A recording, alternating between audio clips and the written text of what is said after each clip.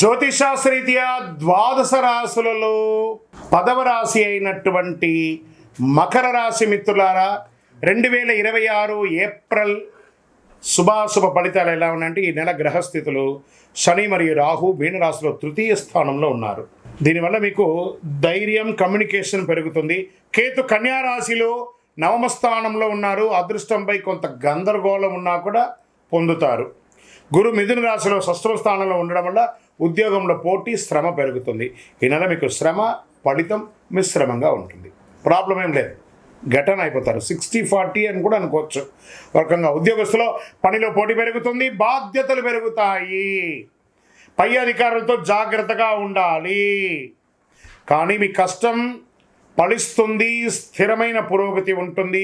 IT software service రంగాల్లో ఉన్న వారికి మంచి మంచి అవకాశాలు వస్తున్నాయి. వ్యాపారస్తులకి కొత్త ఒప్పందాలు వస్తాయి. నిర్ణయాలు జాగ్రత్త అవసరం. భాగస్వామి వ్యాపారాల్లో అపోహలు రావచ్చు. ధన విషయంలో వస్తే ఆదాయం స్థిరంగా ఉంటుంది. ఖర్చులు కూడా పెరిగే అవకాశాలు. షేర్ మార్కెట్ పర్వాలేదు, జాగ్రత్తగా ఉండండి. ఈ నెల మిశ్రమ ఫలితాలని చెప్పచ్చు. షార్ట్ టర్మ్లో మాత్రం జాగ్రత్తగా ఉండండి. లాంగ్ టర్మ్ బ్లైండ్గా ఉండొచ్చు. మీరు డిసిప్లిన్ అప్రోచ్ ఉండాలి. ఇన్ఫ్రాస్ట్రక్చర్ ఇండస్ట్రీస్ రంగాల్లో కదలిక కనబడుతుంది కాబట్టి జాగ్రత్త పడండి. అందులో చూసుకోవచ్చు. మీరు రియల్ ఎస్టేట్ విషయానికి వస్తే మధ్యస్థ ఫలితాలు. ఈ నెల కొత్తగా రియల్ ఎస్టేట్లో ఏం మీకు పెద్ద నువ్వు సాధించేది ఏం లేదు, కొంచెం మధ్యస్థంగానే ఉంది, జాగ్రత్తగా ఉండండి. ఇంకా కోర్టు విషయాలు నెమ్మదిగా పురోగతి అవుతుంది. మీకు మంచి జడ్జిమెంట్ వచ్చే అవకాశాలు ఉన్నాయి. కొన్ని విషయాలు మీకు చాలా అనుకూలంగా అవకాశాలు ఉన్నాయి. కుటుంబంలో శాంతి ఉంటుంది. కానీ చిన్న చిన్న విభేదాలు. మీ యొక్క తల్లిదండ్రుల్ని పెద్దవాళ్ళని గౌరవించడం నేర్చుకోండి. ఫస్ట్ మీకు తెలుసు, మీకు తెలియదని ఉండదు. కానీ మీకు తెలిసిన దానికంటే మీ పై వాళ్ళకి చాలా తెలుసు. మీరు ప్రేమ ఇస్తేనే అక్కడి నుంచి ప్రేమ పొందుతారు. మీరు ఎంత ద్వేషం అవుతున్నారో అది మీకు నష్టం, కానీ పై వాళ్ళకి నష్టం కాదు. అది ఒకటి చూసుకోండి. మీరు సహనం అవసరం. పెద్దల ఆరోగ్యం పట్ల జాగ్రత్త. ఇంకా విద్యార్థులకి మంచి సమయం. కష్టపడితే మంచి ఫలితాలు పొందే అవకాశాలు ఉన్నాయి. పోటీ పరీక్షల్లో విజయం సాధిస్తారు. విదేశీ అవకాశాలు మధ్యస్థంగా ఉన్నాయి. కాస్త పోస్ట్పోన్ చేయండి. ఇక్కడి నుంచి వెళ్ళేవాళ్ళు ఏ దేశానికి వెళ్ళినా. ఇంకా విదేశాలు స్థిరపడ్డ వాళ్ళు ఇక్కడి నుంచి కదలకండి. కొన్ని రోజులు, ఒక 2 ఏళ్ళ వరకు కదలకండి. అలా ఉండండి. కాస్త ఇప్పుడే ఏళ్ళనాటి శనిపోయి ఇప్పుడిప్పుడే కొంచెం బ్రీత్ వస్తుంది. ఆ బ్రీత్ వచ్చే సమయంలో కొంచెం జాగ్రత్తగా ఉండండి. ఇంకా కళాకారులకి, మీడియా, యూట్యూబ్ రంగాల్లో ఉన్న వారికి మంచి అవకాశాలు వస్తున్నాయి. సోషల్ మీడియాలో గుర్తింపు పెరుగుతాయి. వైరల్ అయ్యే అవకాశాలు కూడా మీరున్నాయి. ఈ నెలలో దాగి ఉన్నటువంటి అదృష్టం ఏంటంటే ఏదో ఒక కొత్త పరిచయం మిమ్మల్ని నెక్స్ట్ లెవెల్కి తీసుకెళ్తుంది.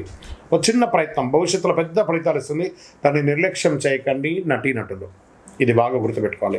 ఇంకా వ్యవసాయం మంచి ఫలితాలు ఉంటాయి. పంటలు బాగా లాభంగా ఉండే అవకాశాలు ఉన్నాయి.